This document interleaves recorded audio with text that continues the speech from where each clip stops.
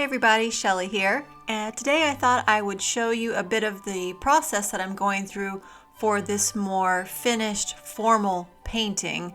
I've covered my canvas with walnut oil and now I'm covering it with transparent oxide red oil paint. So I put down a few grid marks just to help me keep my bearings as I play with the composition. This is quite a large canvas, 30 by 40. And I really want to focus on the composition. I love starting this way. I put down the walnut oil and then cover the canvas with paint. That way it lets me move things around and play with the composition for really like a week. So I can put things down and have no fear and be fully confident in my ability to change things and make it correct. When working this way, in order to get your lightest shapes, you just wipe the paint away. You can use Q-tips, cloth, kneaded eraser, all are great options. So while I'm putting the shapes down, I'm looking comparatively at the placement. So for instance, I'm working on the horse's head and I'm looking at my reference and I'm going, okay, the bottom of the horse's mouth is lining up with the bottom of her hand that's furthest away. And I'm looking at the top of the head and seeing where it lines up compared to the figure as well. So I'll continue painting and then I'll step far away back from my canvas and just kind of stare at it for a little while and see that things look correct to me. And if not, I will continue to make corrections. I really want the composition to be in the perfect place and there's no reason for me to hurry. I want to take my time and just really feel confident when I'm finished with the underpainting that I am 100% happy with every part of it. And there's no detail. I'm only thinking about drawing, values, and composition. I'm not going to worry about any details, especially until I am 100% certain that the composition is in the right place. But I'm also thinking about what direction is that light coming from. That's an important thing to realize as well. And here you can see I'm using a kneaded eraser to make some of these sharper, light shapes.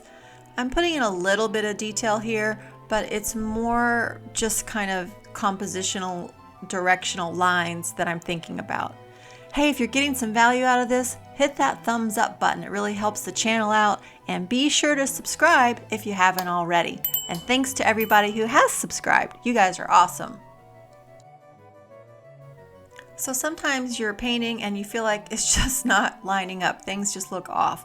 So I made the reference image on the computer the exact same size as my canvas, 30 by 40.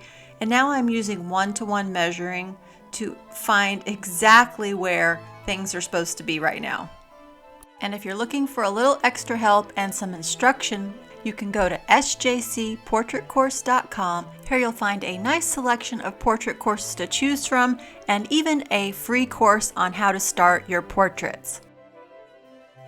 I wanted to play around with adding some texture to the background, so I found some small slices of bubble wrap and I'm pushing it into the wet paint. Now it's more wet where the paint is darker, so I started in the dark areas and then it picked up a little bit of the paint and deposited it into those lighter areas. I think it's fun and I'm hoping that I can leave some of that as I paint over top of this. So getting really close to feeling confident about the composition and the values and the placement and drawing of everything. I'm just making a few little small adjustments. And then that's going to take me here to the final finished underpainting of girl with horse. Okay, while this is drying, it's going to need a few days to dry. I'm going to actually do a color study. This is something that I don't always do. In fact, I rarely do a color study. Usually I just jump in and I kind of work out the color details as I'm painting. But I thought, okay, I have a few days to think about it. And I wanted to see how the colors were going to play and kind of figure out if what I'm seeing in my mind is going to come out onto the canvas with the colors that I think I'm going to be using. So it can be helpful if you have a master painting in mind to kind of guide you in your color choices. And I've got Thomas Gainsborough's The Boy in Blue in mind for my color reference kind of go-to guide. So keep in mind, a color study is not a masterpiece. It's not really even something that I usually show anyone, so be kind. It's really just me thinking out loud and in color.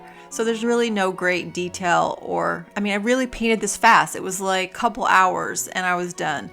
And you know what it taught me was the colors of oil paint that I thought I was going to use on my palette are actually not the colors that I want to use. In fact, I used a lot of yellow ochre here. I think what I'm going to do instead is go more towards the cad yellow or the cad lemon yellow direction. I think the brighter, happier yellow is going to push the color intensity that I want to have in the bright light areas. And the blue tended to work out, but ended up with a really mid-value blue dress, so I need to push the highlights on that more and give it a bit more shadow shape and really have more contrast in the dress. But overall, the color study was interesting. It really showed me more of the colors that I don't want to use than the colors that I do want to use. So that'll be interesting. I'm excited to paint the final portrait. So here's a look at the finished color study.